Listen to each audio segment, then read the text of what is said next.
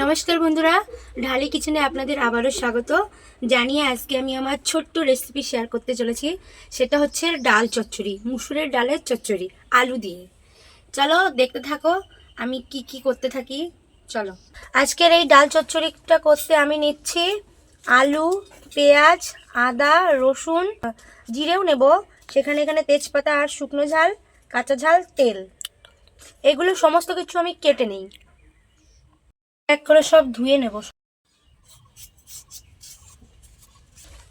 পাতলা পাতলা করে কুচি কুচি করে নেব।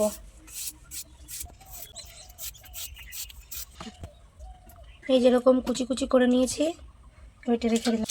এবার এই কাঁচা ঝালগুলো একটু ছিঁড়ে নেব।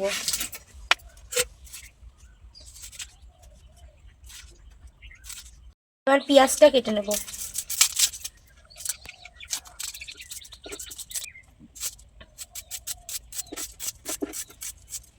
পেঁয়াজটা পরিমাণে বেশি নেব।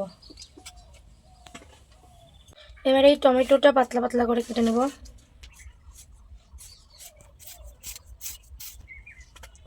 এটাও আমি আলুর মতো কুচি কুচি করে কেটে নিয়েছি। টমেটো কাটা শেষ। কাঁচা ঝাল, আদা আর পেঁয়াজ কুচি, রসুন কুচি করিনি, গোটা রসুনই ছুলে দিয়েছি, টমেটো কুচি, তেজপাতা দিয়ে দেব, লবণ দিয়ে দেব, হলুদ দিয়ে দেব, আলু কুচি দিয়ে দিচ্ছি। এটা একটু টেস্টি করতে আমি দিয়ে দেবো একটু কালো জিরে, সবশেষে দেব সরিষার তেল। এবার আমি এটা হাত দিয়ে মাখিয়ে নেব, সুন্দর করে চটকে চটকে মাখিয়ে নেব। এতে আমি একটু জল দেব, ব্যাস আমি এতটা মতো জল দিয়ে নিলাম। আমি জালটা ধরিয়ে নিয়েছি, এটা আমি দিয়ে দেবো এবার উনুনের উপরে বসিয়ে।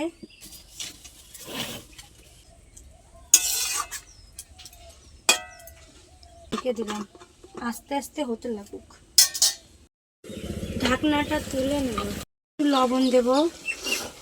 এবার আমি এটা নামিয়ে একটা ফোড়ন রেডি করে নেব। গরম হয়ে গেছে, এবার দিয়ে দিচ্ছি আমি সরিষার তেল, আবার একটুখানি কালো জিরে দিয়ে দিলাম, বেশি না অল্প একটু দিয়েছি। আর দেব শুকনো ঝাল, 3 দানা কাঁচা পেঁয়াজ।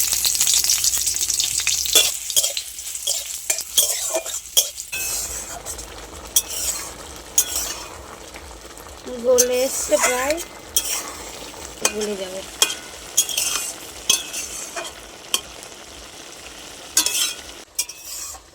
খুবই অল্প সময়ের মধ্যে রান্নাটা হয়ে যায়, আর খেতে অসাধারণ স্বাদ লাগে, অসাধারণ টেস্ট হয়। সবাই একটু বাড়িতে বানিয়ে খাবে।